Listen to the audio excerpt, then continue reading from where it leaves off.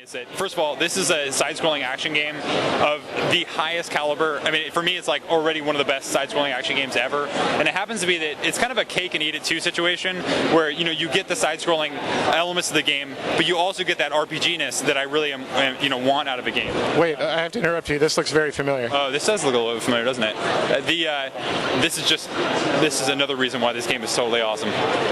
Now, through the game, there's more PAL builds there. So this is, of course, 1-2. Now, if I hit A button, you can see it from a totally different perspective. This is like that same world again.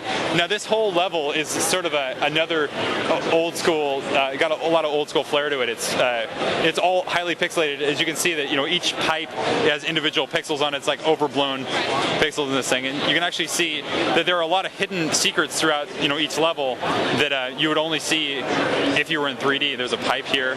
I can go down the pipe. You're constantly trying to get new, more items, and in this area right here, there's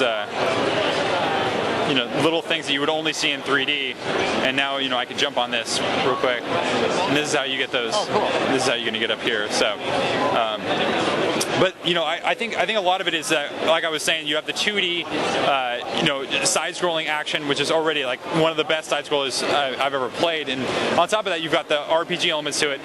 It's got an awesome story. As all Paper Mario games, it's always been a huge part of the game. Ridiculous villains. I can't wait for you guys to get a chance to get your hands on the final game and really just experience how crazy the story is. And I think finally the 2D 3D stuff is such a unique thing, and I don't think anyone has really done that before. It's a totally different flavor that and on top of that, finally, is that the length of this game is pretty phenomenal. It's hard to kind of gauge about how long the game is, but I would put it I don't know, between 30 and 60 hours probably. I mean, if you really wanted to, it's hard to tell. Like, if you want to collect everything in the game, you could be playing it for forever. And the nice thing about it is there's a lot of people want to know, well, is there a kind of a main hub? There is a town, it's called Flipside.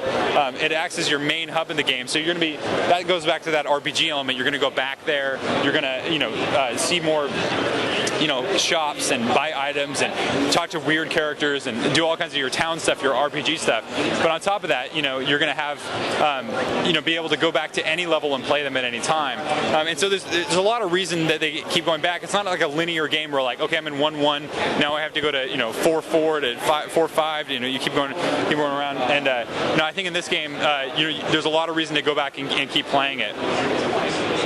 So now that gauge actually appeared. Is there a time limit when you can flip? Yeah, there's a sort of a time limit, although it's not a hard and fast time limit, because if you do, here I'm getting an item here. This is called the Grow Amoeba up here, and they're just going to keep spawning if I don't do something about it. So I'm going to have to use an item here. I'll use the Thunder Rage. Shake it really quickly.